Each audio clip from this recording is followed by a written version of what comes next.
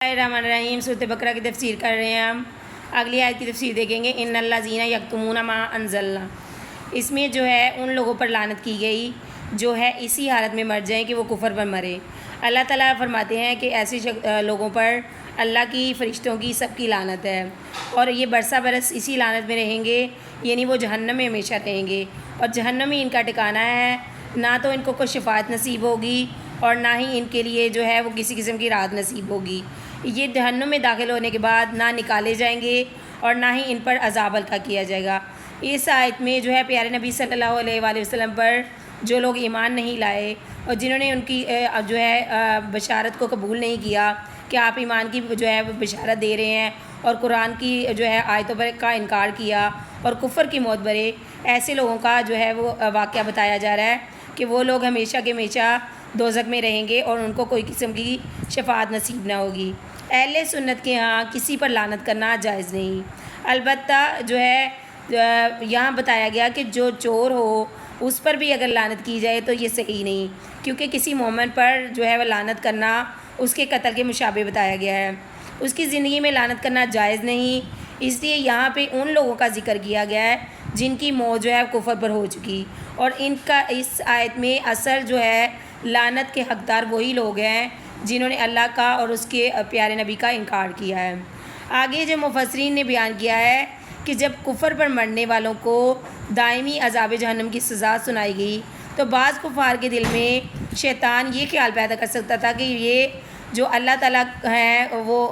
جو لوگ اختیار رکھتے ہیں ہم ان سے اپنی سفارش کرا لیں گے، تو اللہ تعالیٰ نے اس آیت میں جو ہے واضح کرا دیا کہ وَإِلَٰهُكُمْ إِلَٰهٌ وَاحِدٌ، بتا دیا کہ اپنی صفت وحدانیت اور الوہیت کو بیان فرمایا۔ اللہ تعالیٰ نے اپنے رحمان اور رحیم ہونا بھی بیان فرمایا۔ الرحمن الرحیم یعنی دنیا اور آخرت میں ہر چھوٹی بڑی نعمت جسمانی روحانی ہر قسم کی جو ہے علم و ہدایت اسی نے مہیا کی ہے۔ جسمانی روحانی قوت بھی اللہ تعالیٰ کے ضمن میں ہے، وہ جس کو چاہتا ہے عطا کرتا ہے اور جس کو چاہتا ہے نہیں عطا کرتا۔ جب ان تمام چیزوں کو اللہ تعالیٰ عطا کرنے والا ہے تو دین و دنیا میں سب اسی کی رحمت کے محتاج ہیں، تو اور کس کا جو ہے جو بادشاہ چل سکتی ہے کہ جو کوئی سفارش کر سکے۔ اللہ تعالیٰ اس آیت میں واضح فرما رہے ہیں کہ نہ تو کسی کی سفارش چل سکے گی اور نہ ہی اس سے بڑا جو ہے وہ کوئی کارساز ہے۔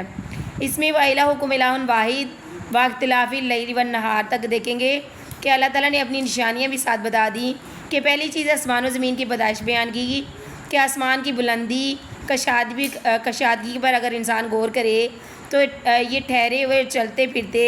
لاکھوں نہیں کروڑوں ستارے اور سیارے بھی آسمان پر موجود ہیں، اور آسمان جو ہے وہ نہ تو گرتا ہے اور نہ ہی انسان پر جو ہے وہ آ جاتا ہے، بلکہ ایک سمت میں کھڑا رہتا ہے اور اس کے لیے دن میں روشنی بھی ہوتی ہے، اور یہ سورج چاند یہ سب سیارے بھی انسان کی خدمت میں لگے ہوئے ہیں۔ پھر ہر ایک چیز کا رنگ جدا جدا ہے، ہر ایک کی حرکت جدا ہے، اور اللہ تعالیٰ نے عجیب و غریب نظام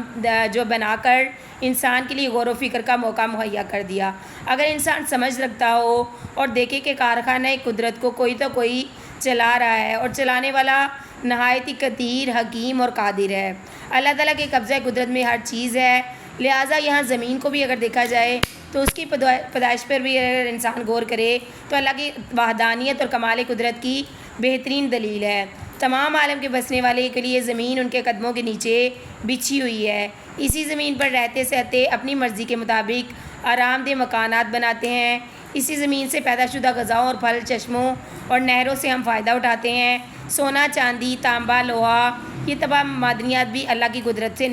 نکلتی ہیں، ان سب سے اللہ کی قدرت اور حکمت ظاہر ہوتی ہے، اور یہ سب قادر مطلق ہی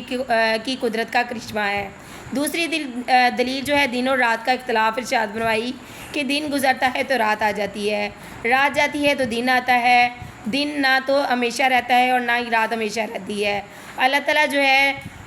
چلنا پھرنا کام کرنا مشکل ہو جاتا اگر رات اللہ تعالیٰ رہنے دیتا، فقط دن ہی ہوتا تو اس وقت جو ہے رات کے وقت جو سکون اور چین اللہ تعالیٰ نے جو ہے انسان کی نیند کی شکل میں دیا ہے یہ نہ ہوتی تو انسان جو ہے اس جہان میں ڈولتا پھرتا۔ اس لیے اللہ تعالیٰ نے ان تمام نشانیوں میں اپنی قدرت کا جو ہے خاص معجزہ دکھایا ہے۔ اگر انسان غور کرے تو باری تعالیٰ کی یہ تمام نعمتیں انسان کے ایمان لانے کے لیے کافی ہیں۔